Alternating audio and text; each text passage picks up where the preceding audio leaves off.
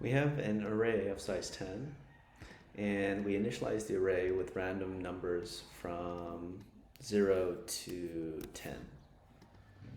So now what I want to do is I want to iterate through my for loop, iterate through my array, and each time I encounter the number 5, I want to print out a message.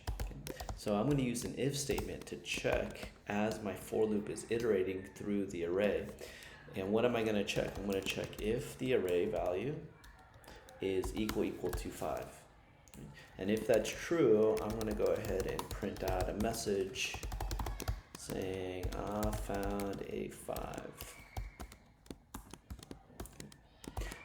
And we'll only know if this actually works if we print out the contents of the array as well. Right? So let's go ahead and print out the contents of the array. Like so.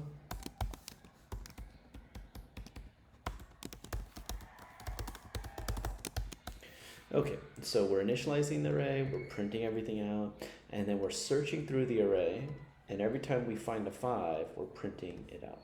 Let's go ahead and try this.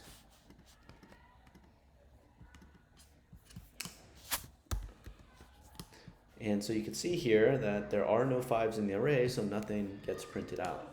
Let's go ahead and run it again and see if we can get the 5 to print out. And you can see here that there's 1 5, it's the last element in the array, and it prints out I found a 5 once, as it should.